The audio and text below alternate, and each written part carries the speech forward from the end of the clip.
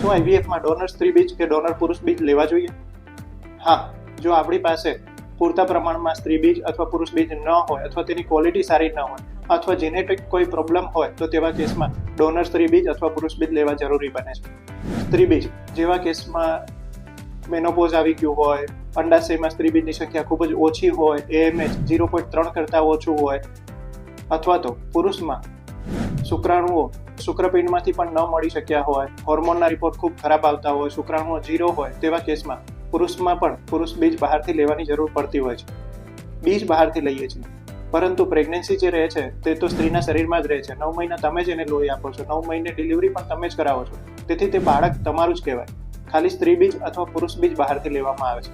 ખેતીમાં જેમ આપણી પાસે બિયારણ ન હોય અને આપણે ખેતી કરવી હોય તો કેમ બાજુના ખેતરમાંથી લઈ લઈએ છીએ અથવા તો બજારમાંથી બિયારણ લઈએ છીએ અને પછી ખેતી કરીએ છીએ, અંતે જે પાક ઉગે એ તો આપણો જ છે.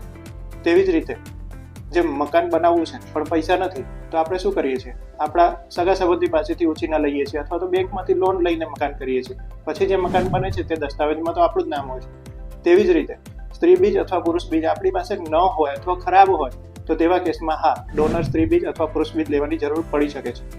અને તેમાં કંઈ જ અચકાવા જેવું નથી, કેમ કે ઘણીવાર એવું થાય છે કે સ્ત્રી બીજ અથવા પુરુષ બીજ પોતાના જ લેવા એવી હાઈમાં ને હાઈમાં આઈવીએફ કરાવતા જઈએ છીએ, ખર્ચો કરતા જઈએ છીએ અને અંતે જ્યારે ડોનર લેવાની જરૂર પડે ત્યારે આપણી પાસે પૈસા જ ના હોય. તેથી તેવા કેસમાં જો ડૉક્ટર ડોનર લેવાની એડવાઇસ આપતા હોય તો તે સાચી વાત છે, એક્સેપ્ટ કરી લેવું જોઈએ. બને એટલું ફટાફટ રિઝલ્ટ મેળવી લેવું જોઈએ. એકવાર બાળક થઈ જાય પછી તો એ આપણે જાતે ભૂલી જઈએ છીએ કે આ ડોનર સ્ત્રી બીજ કે પુરુષ બીજ લીધેલું છે. તેથી હા, જરૂર પડે તો લઈ શકાય. Thank you.